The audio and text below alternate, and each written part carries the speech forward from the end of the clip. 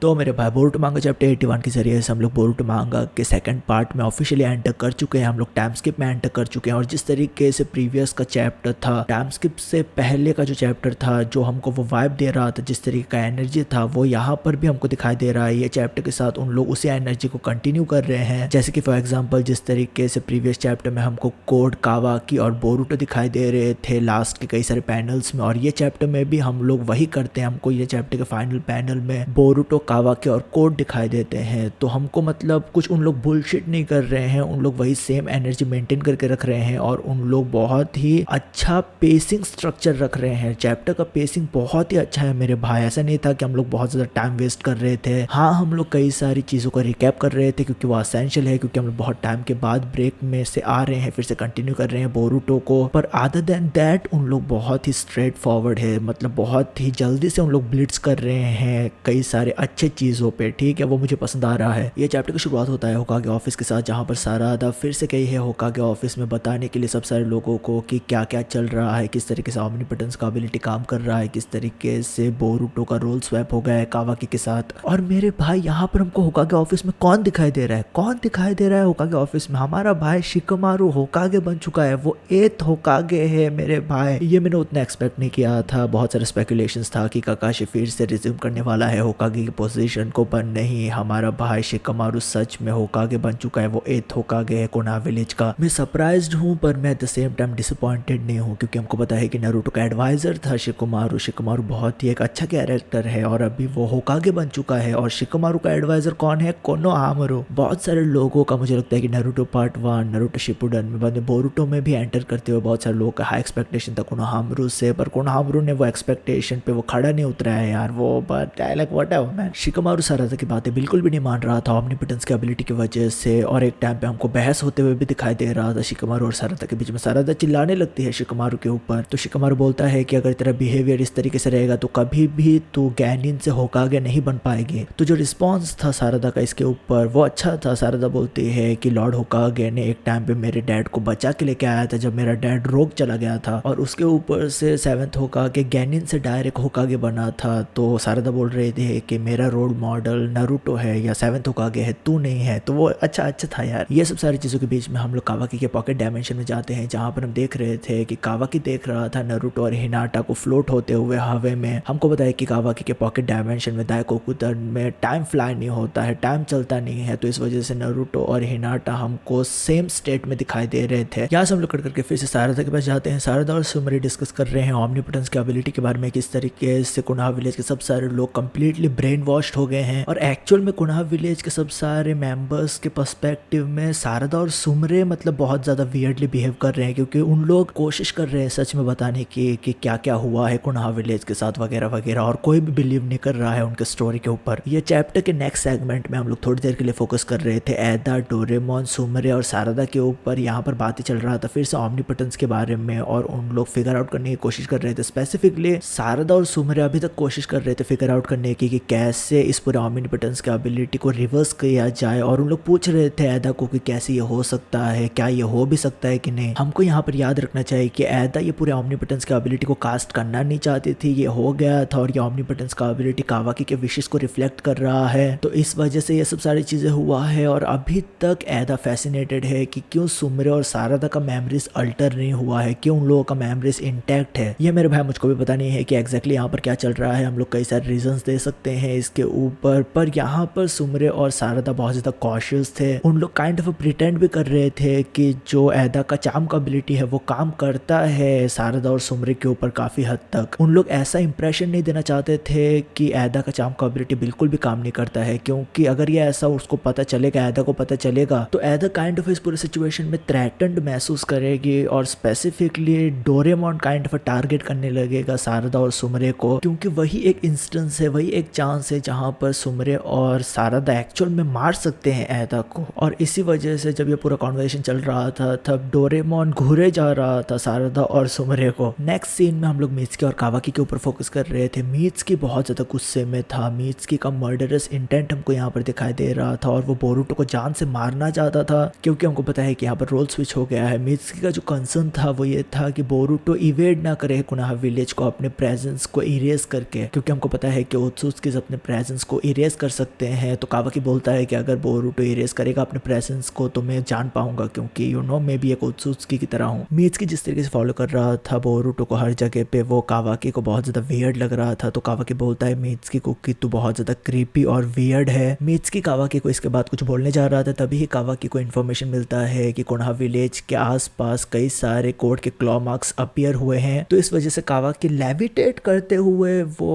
उस पूरे सिचुएशन को न्यूट्रलाइज करने के लिए निकल पड़ता है जहां पर क्लॉ मार्क्स अपीयर हुआ है वहां पर यहाँ पर जो मीत्सुकी का एक्सप्रेशन था कावाकी के स्टेटमेंट को लेके, वो डेफिनेटली हमको समझ में आ रहा था उसके फेस को देख के कि वो कई सारी चीजें क्वेश्चन कर रहा था। वो सन और मून के बारे में बात कर रहा था कि किस तरीके से बोरुटो उसका सन है और वो मून है। हमको पता है कि ये रेफरेंस है मीत्सुकी वन शॉट के बारे में जो हमको बहुत पहले मिला था। पर मेरे दिमाग में जो यहाँ पर चीज आया था जब मैंने मीत्सुकी को देखा अपने आप से कई सारी चीजें क्वेश्चन करते हुए, वो मे भी एक साइन हो कि आगे चलते हुए मीत्सुकी ट्रू बोरुटो जो बोरुटो एक्चुअल में है उसका साइड लेने लगे, क्योंकि बोरुटो ने कभी भी मीत्सुकी को सीरियसली वियर्ड या क्रीपी नहीं बोला था उसको फॉलो करने के लिए। कभी भी ये बोरुटो ने सीरियसली उसको नहीं बोला था, रियल बोरुटो ने। तो ये ऐसा हो सकता है क्योंकि जिस तरीके से सास्के के ऊपर ओमनीपोटेंस का एबिलिटी काम किया था फिर भी वो बोरुटो का साथ देता है सारादा की वजह से, उसी तरीके से ये एक बहुत ही फार फेच्ड पॉसिबिलिटी नहीं है कि मीत्सुकी भी इवेंचुअली कैचअप करे और मे भी वो भी साथ दे बोरुटो का किसी न किसी कैपेसिटी में। नेक्स्ट सेगमेंट में हम लोग हिमावारी के ऊपर फोकस कर रहे थे। हिमावारी ट्रेनिंग कर रही थी चोजो के साथ और हमको इनोजिन और शिकादा भी वहां पर ही दिखाई देते हैं। यहाँ पर जो बहुत एक इंटरेस्टिंग बात था वो ये था कि हालांकि हिमावारी के ऊपर ओमनीपोटेंस का एबिलिटी काम किया है फिर भी वो कावाकी को एक बैड गाय की तरह नहीं देख रही है। यहाँ पर जब मैं यहाँ पर कावाकी बोल रहा हूँ तब वो बेसिकली बोरुटो बोल रही है क्योंकि रोल स्विच हो गया है। मेरे को बार बार बोलना पड़ता है ये सब सारी चीजें। हमको पता है कि कावाकी और हिमावारी का रिलेशनशिप बहुत ही एक अच्छा रिलेशनशिप था। हमने देखा है कि वास का पूरा सेगमेंट बहुत ज्यादा वाइटल था कावाकी की कैरेक्टर में भी। हिमावारी के दिमाग में कावाकी का इमेज एक नेगेटिव लाइट में नहीं है। प्लस वो बोल रही थी कि उसको नहीं लगता है कि उसके माँ बाप का डेथ हुआ है, उसको अभी तक ऐसा लगता है कि उन लोग जिंदा है। और वो स्पेसिफिकली बोल रही थी कि वो उन लोग जिंदा है, ये वो सेंस कर पा रही है। अब मुझे पता नहीं ये एक सिंपल इंटुइशन है या हिमावारी ह्यूका क्लैन का लिनिएज है उसमें या ब्याकुगन है उसके पास, इस वजह से ये सब सारी चीजें वो नोट कर पा रही है। मे बी ये मिक्सचर है दोनों चीजों का, मुझको पता नहीं यार। हमको पता है कि ओत्सुत्सुकी क्लैन अपने ब्याकुगन के जरिए से उन लोग फ्यूचर को देख सकते हैं एक तरीके से। अब मैं ऐसा नहीं बोल रहा हूँ कि हिमावारी फ्यूचर देख सकती है, पर मैं इतना बोल रहा हूँ कि मे बी ब्याकुगन और उसका लिनिएज कुछ ना कुछ रोल प्ले किया है इन सब सारी चीजों में। यहाँ से हम लोग कट करके कावाकी के पास जाते हैं। कावाकी कोनोहा विलेज के आउटस्कर्ट्स में जहाँ पर भी कोड का क्लॉ मार्क है वहां पर वो सब सारे क्लॉ मार्क्स को इरेज करने लगता है वन बाय वन। पर वो नोटिस करता है कि उसके साथ एक जो जोनिन है उसके बॉडी के ऊपर क्लॉ मार्क है। तो ये एक पॉसिबिलिटी क्रिएट कर दिया था कि कोनोहा विलेज में ये क्लॉ मार्क इन्फिल्ट्रेट कर चुका है। अगर जोनिन के बॉडी के ऊपर ये क्लॉ मार्क है तो कावाकी इन्फॉर्मेशन शिकमारू को रिले करता है, पर तब तक तो बहुत ज्यादा देर हो गया था क्योंकि कोनोहा विलेज में एक जोनिन के बॉडी में से क्लॉ बीस्ट बाहर आता है। कि वही बीस्ट है जिनको कोड ने अपने एबिलिटी की मदद से 10 टेल्स में से क्रिएट किया था, क्योंकि 10 टेल्स को कोड ने डिफरेंट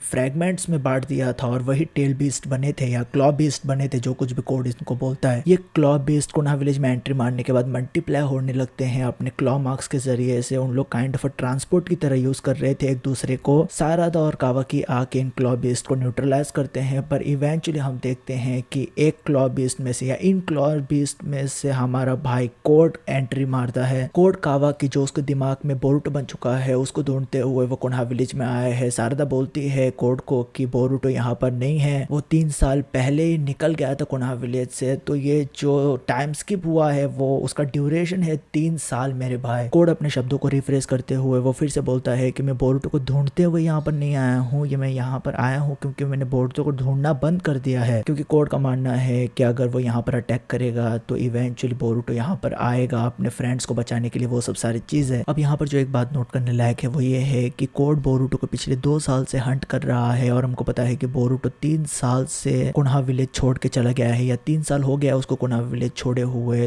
तो मतलब पता नहीं मुझे क्यों कोड यहाँ पर 2 साल बोल रहा है कि वो 2 साल पिछले 2 साल से हंट कर रहा है बोरुटो को। क्या बोरुटो सास्के और कोड के बीच में प्रीवियसली क्लैश हुआ है या टाइम स्किप के बीच में उनका क्लैश हुआ हो? क्योंकि हम लोग कोड के एक आंख के ऊपर एक स्कार देख रहे थे, तो वो हो सकता है कि वो बोरुटो या सास्के ने उसको दिया हो उस पूरे बैटल में। हमको पता है कि बोरुटो के पास कैसे स्कार है पर हमको पता नहीं कि कोड के पास कैसे स्कार है। कोड इसके बाद यहाँ पर कई सारे फालतू बातें करने लगता है। वो सारा तो बोलता है कि जब तू चिल्लाएगी तब तेरा आवाज बोरुटो के पास पहुंचेगा और वो आ जाएगा, और जब ये कोड बोलता है। तभी हम लोग नेक्स्ट पैनल में देखते हैं कि आउट ऑफ नोवेयर बोरुटो का एक लेजेंडरी एंट्री होता है। बोरुटो यहाँ पर लिटरली कोड के एक आग के ऊपर पैर रखे हुए था। जिस आई पे कोड का स्कार था उसी आई के ऊपर बोरुटो पैर रखे हुए था। वो बहुत ज्यादा एक इंसेन मोमेंट था यहाँ पर। अब मुझे एग्जैक्टली यहाँ पर पता नहीं है कि बोरुटो कैसे आया है। ऐसे लगा कि बोरुटो लिटरली कोड के आंख में से पॉप आउट किया है। यहाँ पर हम लोग ऑब्वियसली बोल सकते हैं कि बोरुटो के पास स्पेस टाइम निंजुत्सु है, वो कार्मा का एबिलिटी है, उस तरीके से उसने एंट्री मारा है। बट हमको कुछ भी एक स्पाइरल शेप नहीं दिखाई दिया मेरे भाई। हमने देखा है कि स्पेस टाइम निंजुत्सु या वो एबिलिटी यूज करते वक्त हमको एक स्पाइरल दिखाई देता है, बट यहाँ पर वैसे कुछ भी नहीं था मेरे भाई। आउट ऑफ नोवेयर ऐसे लगा कि